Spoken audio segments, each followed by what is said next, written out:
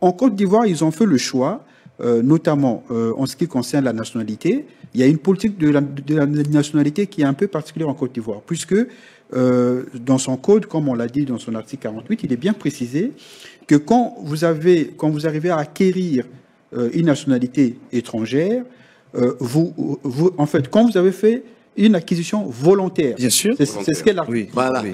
C'est-à-dire qu'il faut faire une acquisition, un consentement volontaire à une nationalité étrangère. Vous perdez 15 ans plus tard la nationalité ivoirienne. Bon, si cette acquisition n'était pas volontaire, c'est-à-dire quand vous êtes né, par exemple, français, par filiation, c'est-à-dire que votre père était français, vous-même vous êtes né français, donc vous ne l'avez pas acquis volontairement, vous ne perdez pas la nationalité ivoirienne, vous la gardez. Voilà. Donc, la question qui s'est posée pour le cas du président Thiam, c'est que pour ses avocats, ils ont fait de leur mieux en disant que M. Thiam était né français. Voilà. Le débat était à ce niveau-là. Donc, est-ce qu'il était-il né français ou avait-il acquis par la suite volontairement la nationalité française? Donc, c'est la question de droit est à ce niveau. Nous avons posé le principe, est-ce que le président Thiam, il est français, et donc étant français, l'article 48 allégué ne lui est pas applicable.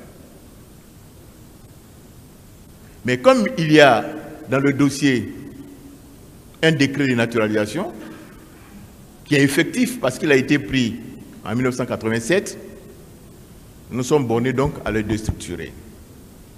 Pour leur expliquer que l'article 48 a supposé même que le président Thiam n'ait pas eu une nationalité française d'origine, que cet article 48, celui qui l'invoque contre une personne, a deux obligations. Certes, prouver l'existence d'un degré, mais surtout prouver que cette nationalité a été acquise, a été obtenue volontairement. Donc, le premier point que nous avons opposé, nous avons dit, mais vous voyez, Madame le Président, nous sommes en train de débattre d'une question qui porte sur la nationalité. Donc, débattant d'une question qui porte sur la nationalité, on glisse subrepticement d'un contentieux sur la liste électorale vers un contentieux sur la nationalité. Nous avons dit, vous n'êtes donc pas compétent pour connaître de ce contentieux. Parce que le contentieux sur la nationalité, il est de la compétence du tribunal de première instance. Alors que vous êtes la juridiction présidentielle. Et le deuxième élément que nous avons soulevé, nous avons indiqué à Madame le Président que ce contentieux-là, il ne peut pas avoir été introduit par ces personnes-là. Pour la seule et bonne raison que le contentieux sur la nationalité, à titre principal, est ouvert par le procureur de la République et lui seul. Il a l'exclusivité de ce pouvoir de contestation de la nationalité d'un citoyen. Et même quand dans un procès, la question de la nationalité intervient, la seule personne qui est habilitée à porter cette contestation, c'est encore le procureur de la République. C'est-à-dire que quand on prend, l'article 48 du Code de la nationalité applicable en Côte d'Ivoire, il est tout à fait juridique et conséquent que M. Thiam ne puisse plus prétendre à la nationalité ivoirienne, puisque il a fait une démarche volontaire pour acquérir la nationalité française en 87. Il a fait une démarche volontaire. Et cela lui fait perdre. Cela lui fait perdre la nationalité ivoirienne. Comment? Et cela lui fait perdre. Cela lui a fait perdre, en application de l'article 48, 15 ans plus tard, la nationalité ivoirienne. La France, elle a plusieurs types d'acquisition de la nationalité française. Il y a celle qu'on demande, qui fait l'objet d'une enquête. Il y a celle qu'on vous donne, parce que vous avez rendu service à ce pays. Ce n'est pas à nous d'apporter la preuve de quelque chose qui n'existe pas.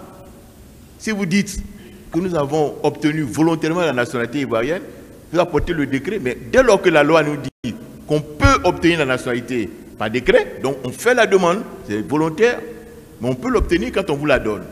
Donc c'est à vous qui apportez la preuve du décret, de démontrer que pour obtenir ce décret, j'ai fait une demande. Mais ne me demandez pas à moi de démontrer que ce qui n'existe pas, parce que je vous dis, je n'ai pas fait de demande.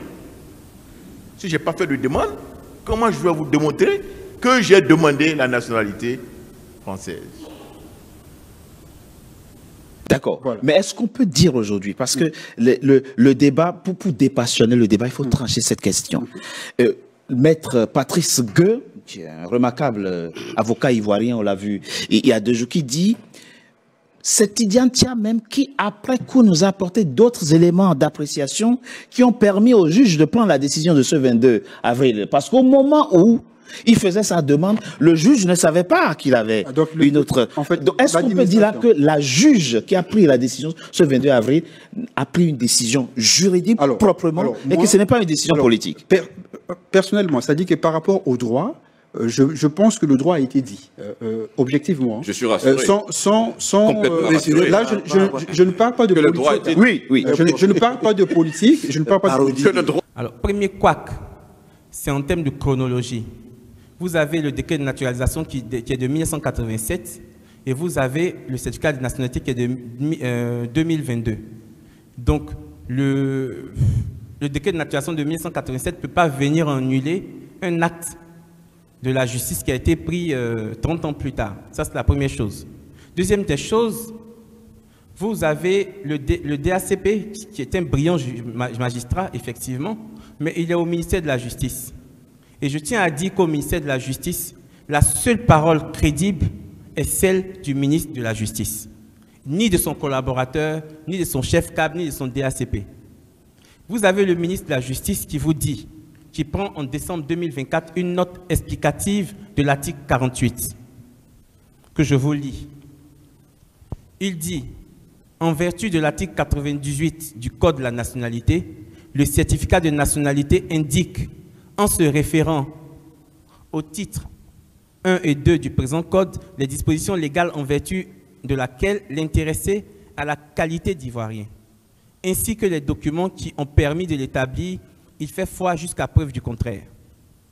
En application de cette disposition, il apparaît que la preuve contraire au certificat de nationalité, c'est là où le ministre et son directeur des affaires civiles ne s'entendront pas du tout.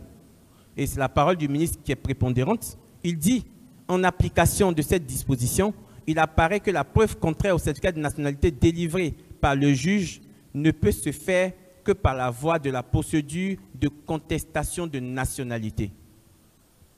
Je précise, que par la voie de la procédure de contestation de nationalité.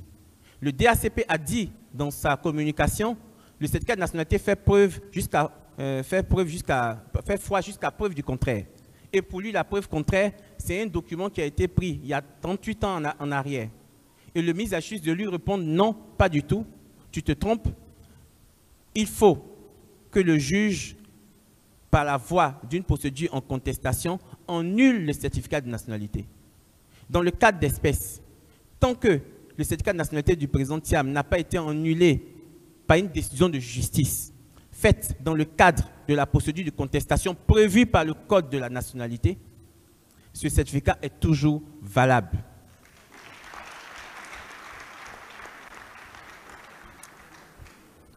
Et c'est mon point de vue personnel, mais c'est aussi le point de vue personnel de notre brillant ministre de la Justice, qui est un excellent magistrat, et qui est la seule autorité dont la parole fait foi au ministère de la Justice, peu importe tous ses collaborateurs qu'il a, dont le directeur des affaires administratives et pénales, qui n'aurait dû regarder la note de son ministre avant de venir faire son intervention.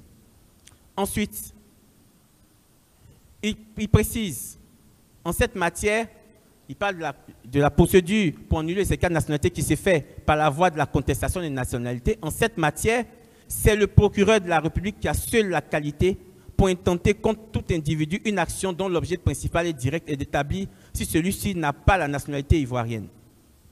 Je pense que pour moi, ce point est assez clair. Ce point est assez clair. Et pourquoi ce point est clair? Parce que penser le contraire, comme l'a pensé la juge dans l'ordonnance ou le directeur des affaires administratives, mettrait tous les Ivoiriens en insécurité juridique. Parce que ce qu'ils sont en train de dire, c'est qu'à partir de maintenant, on ne vous fait plus de procès pour contester votre nationalité devant le juge. N'importe quel juge ou n'importe quel policier peut dire « J'ai vu un décret qui circule, monsieur, vous n'êtes plus français ou vous n'êtes plus ivoirien parce que vous avez eu la nationalité américaine ou française. Donc moi, je vous retire votre passeport à l'aéroport. Je considère que vous n'êtes plus ivoirien. » Non. C'est pour éviter ce désordre que la loi a exigé qu'une procédure soit faite dans le cadre de l'article 83 et 84 du Code de la nationalité. Donc, il ne peut pas avoir de paix de nationalité par constat de ce que vous avez pris une autre nationalité. Il faut une procédure judiciaire. Oui. C'est ça la vraie difficulté.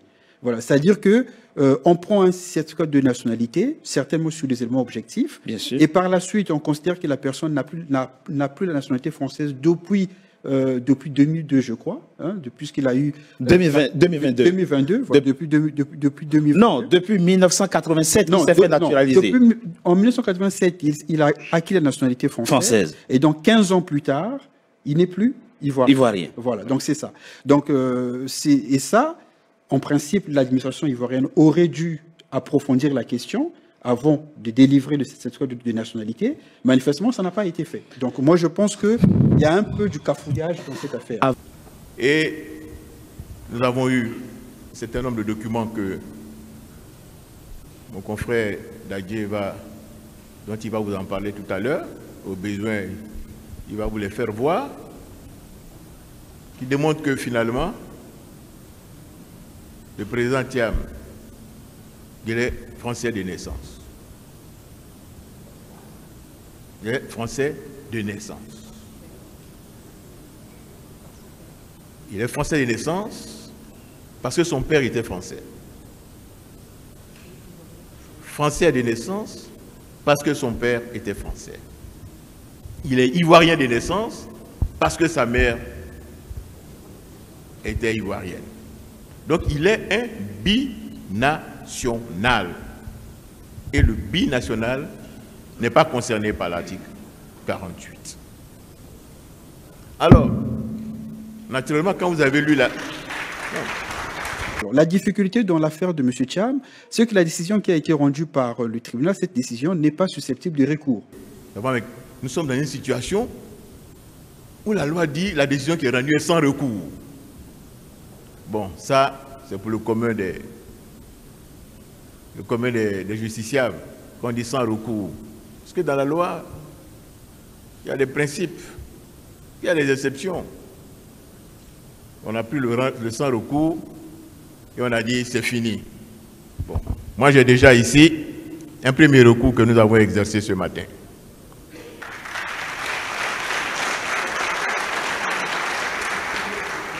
Nous avons exercé ce recours parce que dans la précipitation, le juge qui a tranché un litige qui porte sur la contestation sur la nationalité, qui touche l'état des personnes, a omis de communiquer au ministère public. Or, la communication au ministère public, elle est obligatoire. Et la loi sanctionne cette non-communication de nullité absolue. Par le dépôt de cette requête. Par le dépôt de cette requête, la décision qui a été prise, elle n'existe pas. Elle ne peut pas produire d'effet parce qu'elle est nulle. C'est le délai qui était imparti au juge pour trancher le litige, un délai de 5 jours. Mais entre les 5 jours, il y a eu le samedi, il y a eu le dimanche, il y a eu le lundi férié. Donc en réalité, nous avons le premier jour, nous l'avons occupé pour solliciter justement le renvoi pour répliquer aux requêtes des demandeurs que nous n'avions pas en notre possession. Et le dernier jour, c'était le 5e jour. Et vous avez vu que le juge a rendu une décision de près de 40 pages à une audience qui s'est achevée à midi, à 15h. Donc entre midi et 15h, et midi et 16h, elle a rédigé les 48 pages.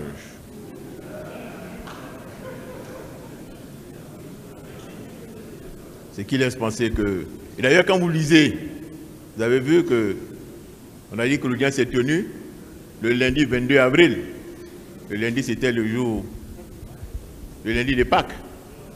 Nous n'avons pas eu audience avec elle ce jour-là, en tout cas. Mais pourtant, dans la décision, ça figure lundi au 22 avril. Alors,